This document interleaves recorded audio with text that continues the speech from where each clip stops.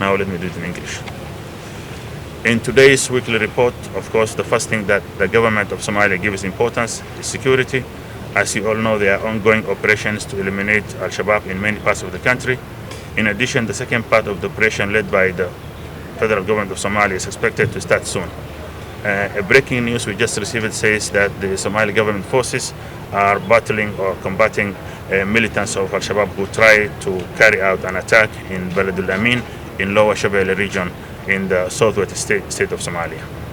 It's also worth noting that the neighboring countries where the Al-Shabaab also can pose a threat are taking part in the second phase of the operation. These countries are Ethiopia, Kenya, and Djibouti.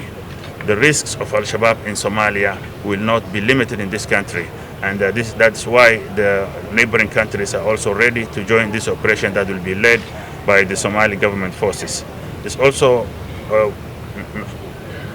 worth to note that the Somali forces will lead this operation, and the neighboring countries will only come to help them, and they will leave the country soon after the operations are finished, which will not take that long time.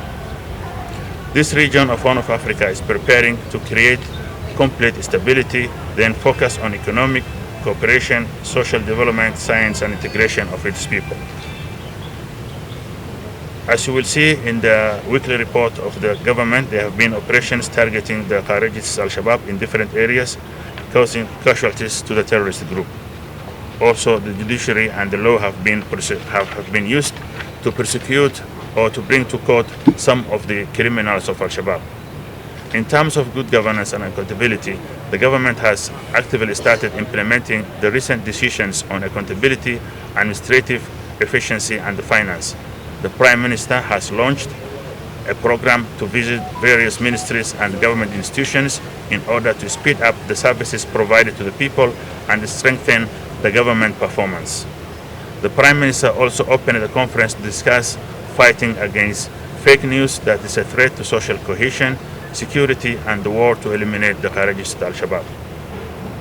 On the other hand, the federal government of Somalia held a meeting in Mogadishu with the participation of all the ministers of justice of the regional administrations, and now another meeting of the ministries of finance of the federal government of Somalia and those of the federal member states is underway in Mogadishu.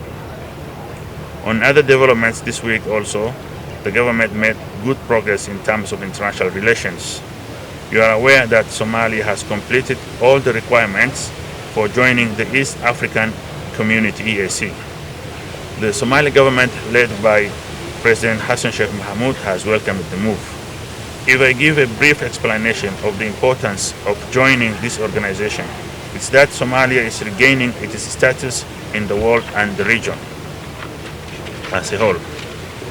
There will be economic and social benefits. Many Somalis currently doing business in member countries will be able to do their business more easily.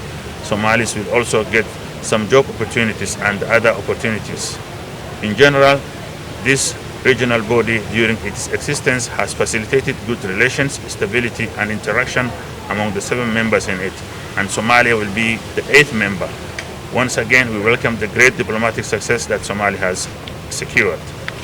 Somalia in this week has also congratulated President Recep Tayyip Erdogan after he was re-elected to lead Turkey. President Hassan Sheikh Mohamud congratulated him.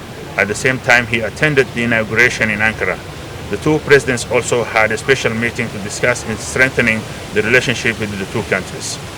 Finally, the new representative of the Secretary General of the United Nations in charge of Somalia, Catriona Lang, who replaced the former representative James Swan, has arrived in the country.